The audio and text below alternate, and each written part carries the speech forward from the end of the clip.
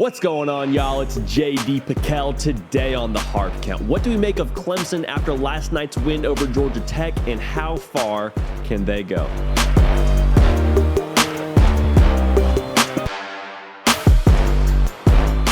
Welcome into the Hard Count, the people's show for every single thing that you know and that you love about college football. It happens here on a daily basis. Nick Brake doing the heavy lifting. You can help drive the show by subscribing to the channel. We are also on podcast. So you like it on Apple? We got you on Apple. You like it on Spotify? We're there on Spotify. Would encourage you to check that out. Both of those links to those platforms are linked in the description. So go and check that out. Clemson with a convincing win last night over Georgia Tech, 41-10. And it begs the question, what do we make of Clemson at this point in the season? Obviously, after only one game of sample size. And how far can they actually go based on what we saw? Now, I want to make this very clear. We are not drawing any final conclusions on Clemson just yet. So we're going to sort of speculate a little bit, but as a whole, teams evolve over the course of the season. Some play substantially worse than you saw in week one. Some evolve and get a lot better after week one. Keep that in mind. What I think we learned is that this roster is still as talented as maybe we thought it would be. Because no offense to Georgia Tech, Clemson probably rolls the ball out there and wins the game no matter what the circumstances are. I mean, Georgia Tech wasn't going to beat Clemson last night. Kind of like Kirby Smart said when they played Oregon, we won because we got better players. No knock on Georgia Tech, but that's just the setup. When you talk about Clemson, though, you talk about what's going on at quarterback. Because with all that talent on the roster, if you don't have a guy at quarterback, how far can you really go? And that's kind of been the variable that a lot of people are looking at within this team. For DJ last night, I think he was closer to what you need. I don't know if he's what you want, if that makes sense. Meaning, is he still going to be able to get it done? Yeah, he's going to be enough for what you need to get it done, but is he going to be what you want? Is he going to allow you to be as explosive as you want to be? Remains to be seen. 59% completion percentage last night, around 200 yards passing, did some good things with his legs, 55% in 2021, so I think we saw him look marginally better. But I think we also have to look outside of DJ on this offense because the quarterback's going to get the brunt of the praise and the brunt of the negative feedback as well. So whether you do well, it's on the quarterback. Whether you do poorly, it's on the quarterback when it comes to the headlines. But at the same time, we got to look at this offense because I looked at the offensive line and I wasn't overwhelmingly impressed. I didn't feel like they got a great push against the Georgia Tech team. They averaged around 3 yards a carry, which is fine. It's not going to win you the college football playoff if you have that kind of performance from here on out. Also, I saw that Clemson offensive line kind of get pushed back on their heels a time or two from this Georgia Tech defensive line. And no disrespect to the Yellow Jackets, but they're going to face a lot better defensive fronts than what they saw last night. DJ Uiagalelei is going to, like I said, get all of the negative feedback from when he gets sacked, but at the same time, they're saying, okay, you held the ball too long. Maybe some of that's true, but at the same time, you look at the offensive line and say, hey, y'all five are supposed to protect your man back there. And there were times where he dropped back to pass, and maybe he wasn't getting someone in his lap right away, but enough to where he has to readjust, maybe flush out of the pocket a little bit and reset his platform. That can't be the case for Clemson to get where they want to go. That can't be the consistent theme for them. Then I look at wide receiver. Do they have someone there that can be a difference maker? Do they have enough talent there? I shouldn't say that. Do they have enough variety there to be a difference maker with that position group? We'll touch more on that in a minute. But look into this defense. They've done nothing in this one game to make us think they're not going to be elite. 73 yards rushing is all they gave Georgia Tech, which is really, really good. The thing that I was most encouraged by when I watched the Clemson defense, they got off the field on third down. 2 for 16 was Georgia Tech. Just 2 for 16. I don't care how talented you are to be disciplined enough and to be sound enough, assignment-wise, alignment-wise, to get off the field on third down. That is going to make the difference for this team. And that's why a lot of people, myself included, are so high on this Tiger football team.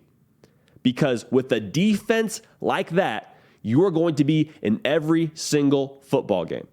I understand Brent Venables isn't there calling the defense anymore, but what he left behind is a lot of talented players, a lot of players that they recruited and developed really well, and then also the blueprint for this defense from a mentality standpoint and from a just approach that they're going to be a defensive team that keeps them in every game. That's been the calling card for Clemson over the years. I mean, their front seven is loaded. And so from a talent, execution, and alignment and assignment standpoint, I have no reservations about this defense after this first game. We're not making conclusions. We're making observations, okay?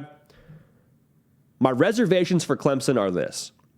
The defense is really good. The offense was good enough last night. I think it's still evolving, but is this offense going to be explosive enough to where they can play late in the postseason? I tweeted it out last night. Follow me on Twitter if you haven't, at JD Pickell. I tweeted it out. If Clemson gets serviceable quarterback play, they have a chance to play in some late postseason games. What I didn't tweet out was they need to have elite/explosive wide receiver play and solid offensive line play to play late postseason games. Because Clemson, like we talked about to start this video, they were never going to lose to Georgia Tech. That was never really on the table. College football is a beautiful sport. Upsets happen all the time. Based on the roster and based on the talent level of Clemson as a whole and the fact they played them the very first game, it was a very, very slim to none chance that Georgia Tech was going to beat Clemson on that day. What happens, though, when Clemson gets into an all-out brawl when they play Notre Dame, when they play Florida State, when they play NC State, these rosters that can maybe match up a little bit better from a talent standpoint? Can Clemson be explosive enough to where they can win different ways? They can win because the offense scored 40. Is that something they have in their arsenal? To put it simply, Clemson as a car is very reliable, it's very sturdy, and it's pretty fast. I mean, you get into third and fourth gear if you're Clemson, you can move and you can outrun the majority of these other vehicles that are, in your competitive space. However, to be elite, when rubber meets the road, does Clemson have that fifth and sixth gear? Are they able to kick it into overdrive and leave other teams in the dust because of what they have on offense and rising to that level of play? That's what I want to see. That's what I'm curious about with DJ Uiagalelei and with the rest of this offense from the line to the wide receiver variety. That's what I think will make the difference for this program. One more thing I'll leave you with.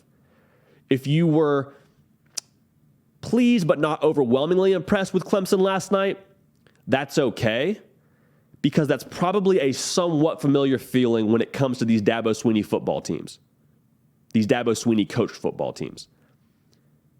He talks about it a lot. We just want to be on the Roy bus. Rest of y'all. That's what that stands for. It's an acronym that Dabo Swinney likes to throw around and saying, we're not going to get a ton of shine in the early part of the year, but we're going to continue to trend upward. We're just going to kind of be with the rest of y'all. We're 5 and the playoff rankings when they come out. Maybe we're 6. We're somewhere near that top 4. We're just kind of floating around. Oh, there's poor old Clemson, little old Clemson just hanging around. It's Alabama, Georgia, Ohio State, Clemson somewhere in the mix. And then come November, December, that's where they play their best football. These Dabo Swinney coached football teams play their best football in November, December, January. It's a reason why they have a 7-game winning streak dating back to last season, because they play really well towards the end of the year. And I don't think that's a coincidence. So all that's to say, don't be surprised if the football team you saw last night in Atlanta looks vastly improved come December, November, and January. We're going to keep an eye on it, though. You better believe that. So how far can they go? You know my feeling on this. They did nothing last night to deter me from feeling like they can be a playoff team. I truly believe that. They may have to run the table in the ACC to do it, but I think that they can get to the college football playoff. Again, observations, not definitive, all-encompassing conclusions. That's it for us here on The Hard Count. Appreciate you tuning in. Subscribe to the channel. We are surging towards 15,000. Enormous thank you to all of you for making that happen. We got a lot of exciting things coming down the pipe. Cannot wait for you all to see it. Keep the party rolling. We will see y'all next time. Hey y'all, thanks so much for watching. Subscribe to the channel here to make sure you don't miss an episode of The Hard Count. Also be sure to check out other videos on the On3 YouTube channel.